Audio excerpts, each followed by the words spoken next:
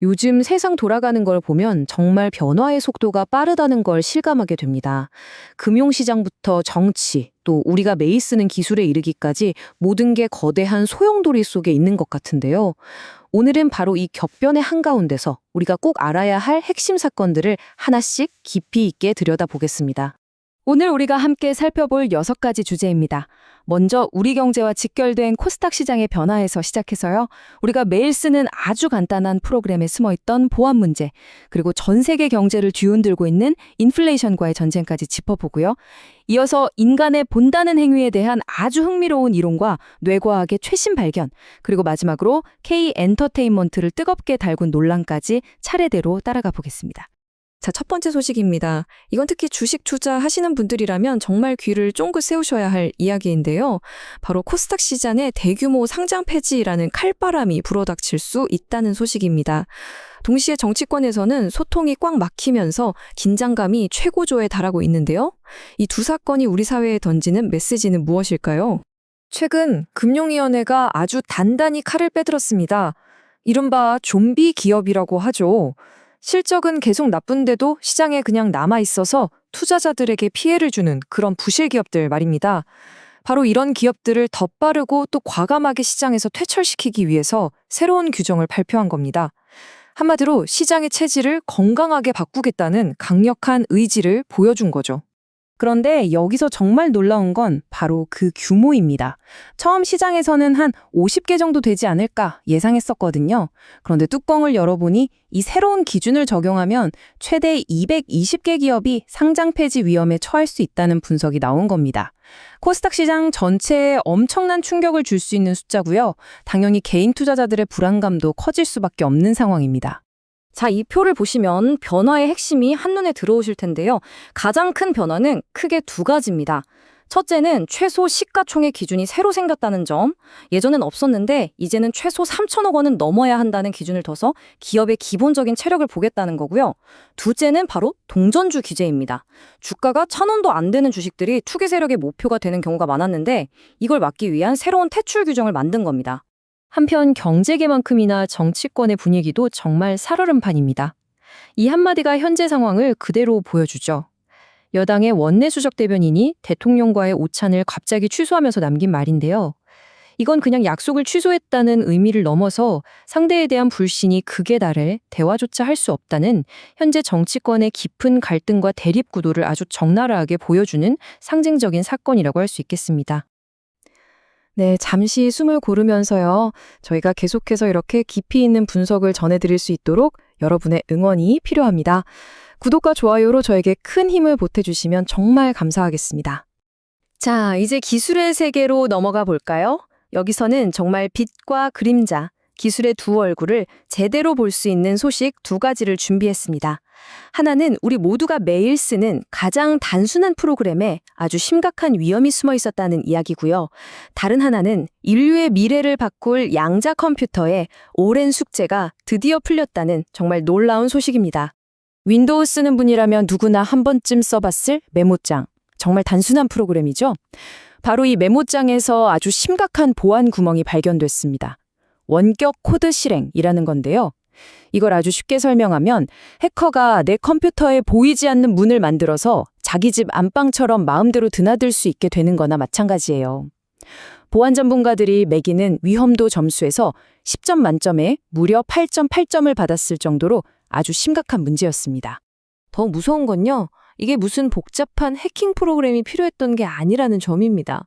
그냥 평범한 텍스트 파일 안에 특수하게 조작된 인터넷 주소, 즉 링크 하나만 숨겨두면 끝이었어요. 사용자가 아무 생각 없이 그 파일을 열기만 해도 내 컴퓨터의 모든 제어권이 해커에게 넘어가는 거죠. 정말 아찔한데요. 다행히 지금은 마이크로소프트가 긴급 보안 업데이트를 내놔서 이 문제는 해결된 상태입니다. 하지만 기술 분야에 이렇게 어두운 소식만 있는 건 아니죠. 정말 엄청난 희소식이 있습니다.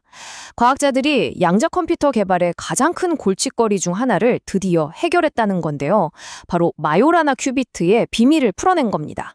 기존의 큐비트는 외부 자극에 너무 예민해서 오류가 너무 잦았거든요. 그런데 이 마요라나 큐비트는 비교도 안 될 만큼 안정적이어서 드디어 우리가 믿고 쓸 수 있는 진짜 양자 컴퓨터를 만들 수 있는 길이 활짝 열렸다는 평가를 받고 있습니다. 세 번째 주제는 바로 경제입니다. 지금 전 세계는 보이지 않는 전쟁을 치르고 있습니다. 바로 인플레이션이라는 거대한 적과의 전쟁이죠.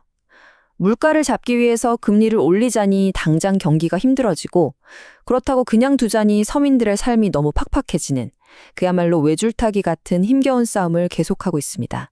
이 차트의 숫자들이 당시 위기가 얼마나 심각했는지를 보여줍니다.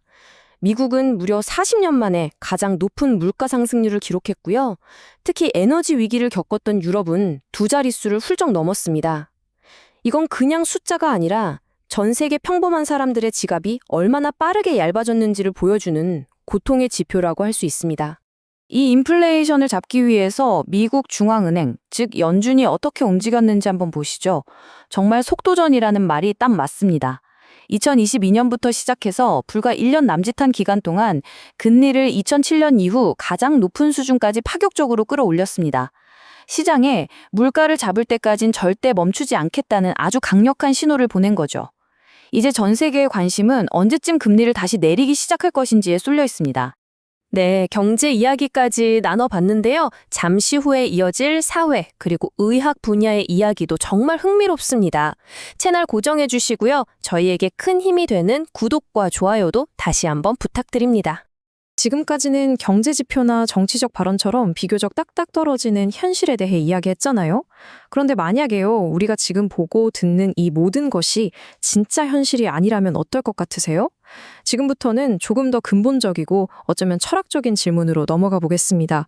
바로 인간은 세상을 어떻게 보는가에 대한 이야기입니다. 우리는 보통 눈을 뜨면 보이는 이 세상이 진짜 세상이라고 믿습니다.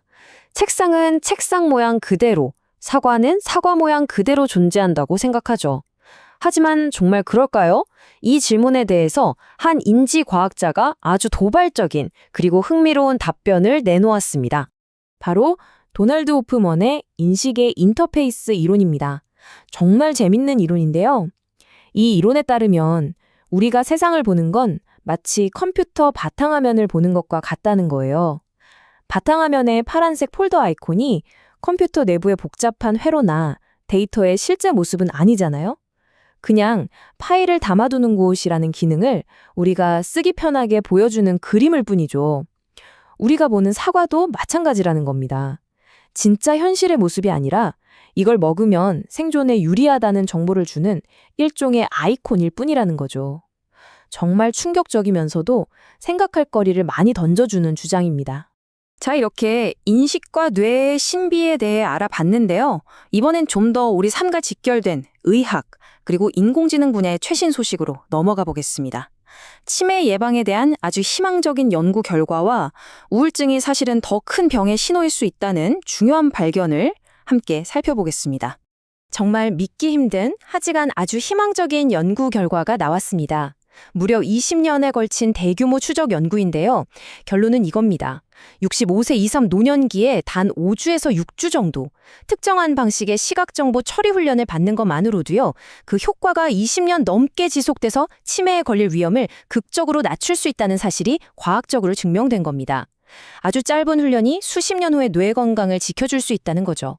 그리고 이 연구는 우울증에 대한 우리의 생각을 완전히 바꿔놓을 수도 있습니다. 특히 어르신들의 우울증 말이죠. 이게 그냥 나이가 들어서 기운이 없는 그런 기분 문제가 아닐 수 있다는 겁니다.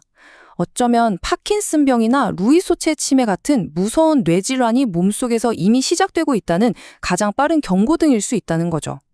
실제 병으로 진단받기 몇 년 전부터 이런 신호가 나타날 수 있다니 정말 중요한 발견이 아닐 수 없습니다. 자, 이제 오늘의 마지막 주제입니다. 전 세계가 주목하는 K 엔터테인먼트 업계에서 벌어진 그야말로 다윗과 골리앗의 싸움으로 비유되기도 했던 치열한 법적 분쟁의 결과가 드디어 나왔습니다. 바로 미니진 전 어도어 대표와 거대 기획사 하이브의 싸움이죠.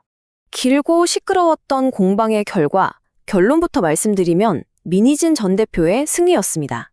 법원은 하이브가 주장했던 경영권 찬탈 시도, 즉 계약 위반의 증거로 충분하지 않다고 판단했습니다. 오히려 민 전 대표가 가지고 있던 주식을 팔 권리, 즉 풋옵션의 가치를 인정해서 하이브가 255억 원을 지급해야 한다고 판결했죠. 이 판결은 K-팝 산업 내에서 창작자와 거대 자본의 관계에 대해 많은 시사점을 던져주고 있습니다. 코스닥 시장의 재편부터 양자 컴퓨터의 미래, 인간인식의 비밀, 그리고 K-팝 산업의 갈등까지 오늘 정말 다양한 분야를 넘나들며 격변의 시대를 함께 살펴봤습니다.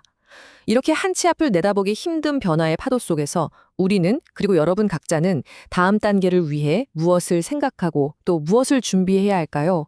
이 질문을 여러분께 남겨드리면서 오늘 순서 모두 마치겠습니다. 함께해 주셔서 고맙습니다.